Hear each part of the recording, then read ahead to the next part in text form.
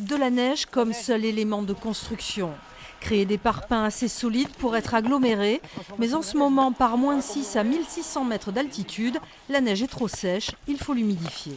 On essaye de tasser la neige, parce que vu qu'on a la neige très froide, alors autant elle est très agréable à skier, autant elle est insupportable, elle n'a aucune cohésion, donc pour faire des igloos, elle n'est pas pratique du tout. Donc on la mouille, et on la tasse, on enlève l'air, et on recommence, et voilà.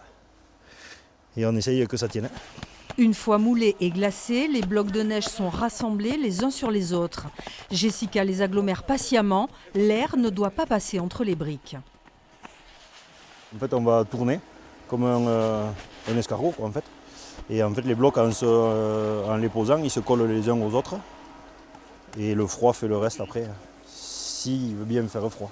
Pour cet igloo, il faudra 5 heures de travail et 1 tonne de neige. À l'intérieur, on va être sur des températures 0, 1, 2 degrés. On va passer sur du positif.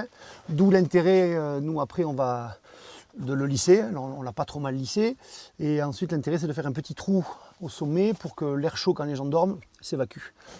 Voilà, ce qui se passe, en fait, c'est qu'il y a une grosse masse froide entre l'air et la neige. Et quand nous, on dort, on va dégager un petit peu de chaleur.